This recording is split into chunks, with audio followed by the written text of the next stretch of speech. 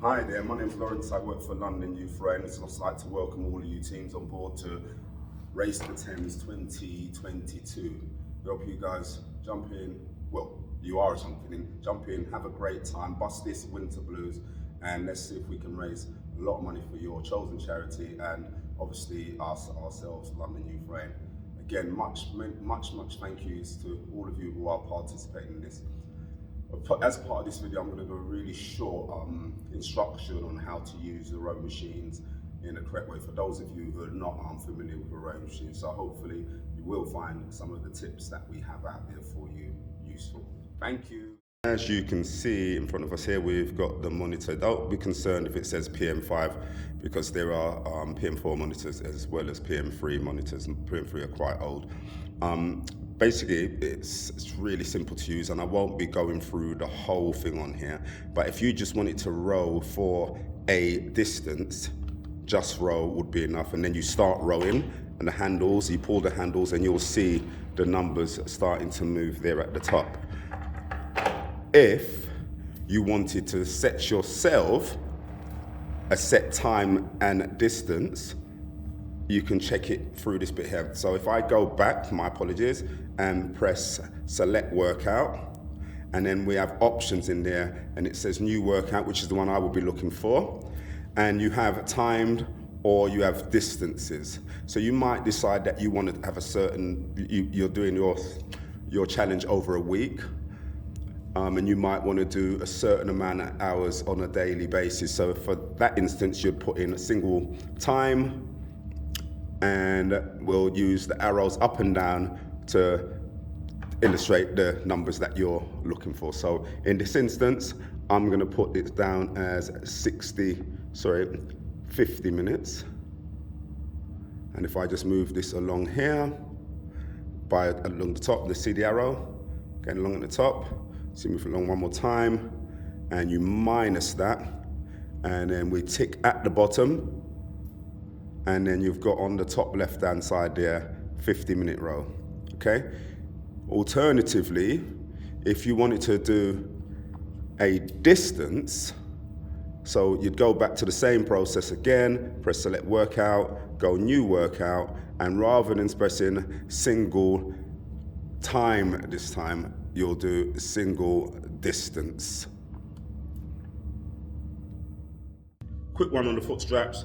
If you can't get your feet in underneath the strap, all you need to do is press your feet up under this buckle, underneath the strap. Press that buckle away from you, and then you'll find that your feet can get nice and easily. When you're getting your feet out of the buckle, of the strap, push the buckle away, slide your foot, lift your heel, and you're out.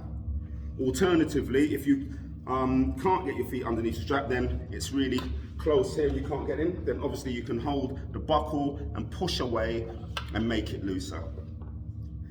Then when you're ready to row, you get both of your feet in and you tightly pull the strap. Make sure you push back on your legs to make sure that you're nice and secure. There are a lot of people who like rowing without their feet being strapped as well. There are good ideas on that, but again, that's a conversation you can investigate yourselves moving forward. Okay, but this is fundamentally the way that everybody gets themselves attached to the rowing machine, strapping their feet in, buckles at the end, push away, slide your foot, lift your heel, slide your foot, lift your heel, and you're out. Hopefully you saw all of that. Slide your foot, lift your heel, and out. Thank you. Some rowing tips now. Okay, we've spoken about the monitor, we've spoken about getting your feet in, strapped in, just basic stuff. Again, don't want any of us overthinking, because this is an activity where a lot of us are going to be really competitive in, and others are just doing it for the fun of it and raising money for, as everybody else is obviously, for a worthy cause. So please don't sort of like overthink it. We just want to try, obviously put yourselves in a position where you're not getting yourselves injured. So remember, getting your feet in, the straps are nice and loose for me so I can pull my straps up nice and tight. I'll just also make sure they're secure and my feet are in. Try to keep the balls of your feet pierced down on the foot holder as well, or foot plate where your feet are resting. And I always, when I sit on the first thing I do when I sit on the ergo, I push my legs back just to make sure I feel secure. And I try to keep my body nice and upright, position my bum on the seat correctly, which is not hanging over the back of the seat. Well, not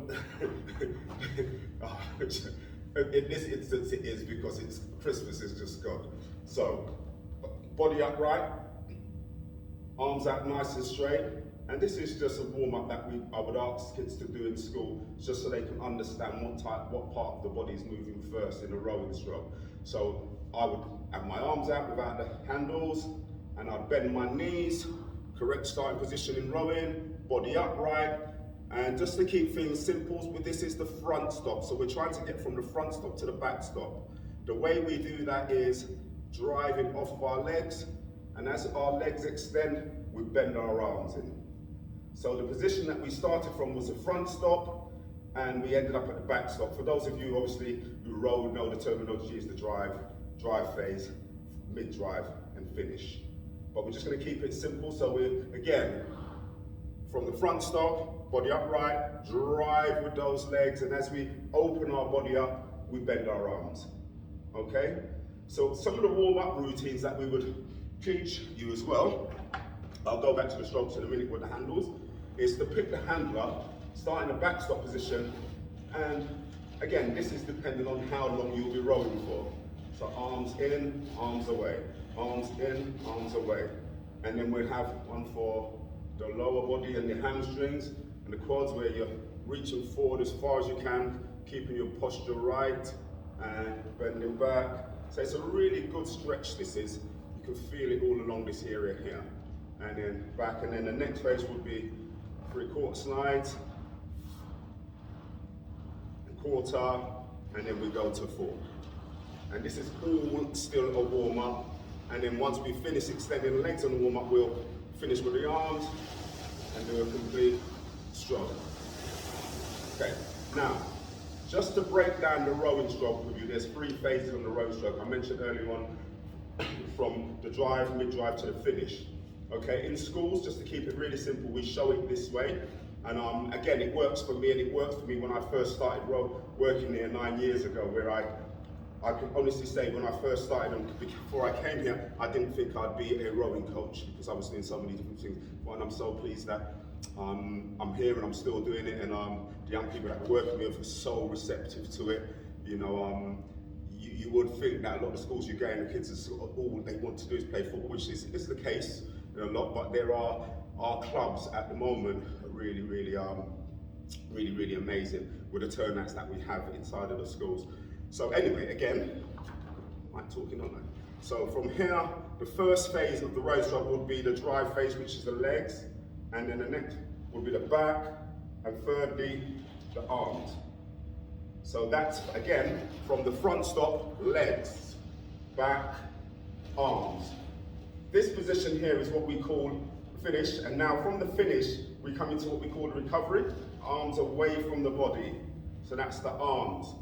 Back, which is the reverse of what we just done the strokes from the front stop, and then taking us all the way back to the front stop.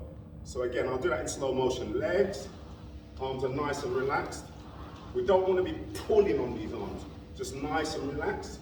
Back, arms, back, legs. I'm going to take you through a complete stroke now, which most of you know. But when we ask people, whether they're a child or an adult, to show us a stroke, most people do have an understanding.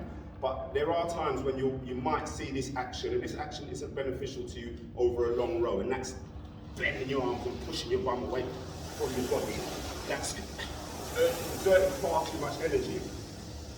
So just remember, this is one way to get into the rhythm of pushing off with your legs first, is just build that up from the front there. And just get used to the idea of pushing your legs. Engage those cores. Body upright. And then complete the stroke. Okay? So again, we'll show you a complete stroke. Nice and relaxed on the handle. Drive. And drop. Finish. Drive. Finish.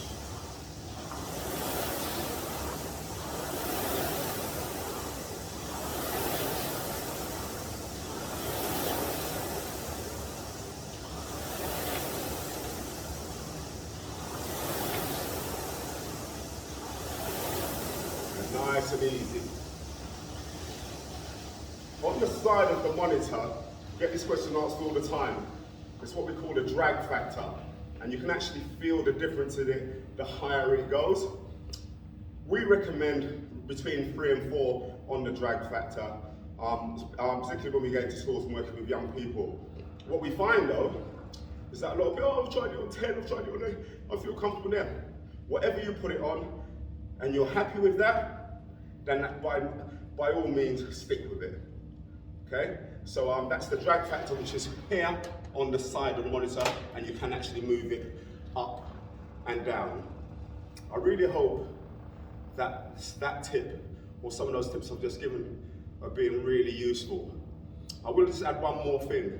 When you're rowing over a long period of time, there isn't no need to go really hard. You take it nice and easy, nice smooth rhythm. And as I said, when you're coming back from the recovery, you can slow it down. Of course, all your meters, again, going in this direction. Nothing's earned coming in the opposite direction. Big push, nice and easy. Big push, nice and easy. Big push, nice and easy. Thank you for your time. And RTT 2022 is gonna really bust the winter blues. Thank you, bye.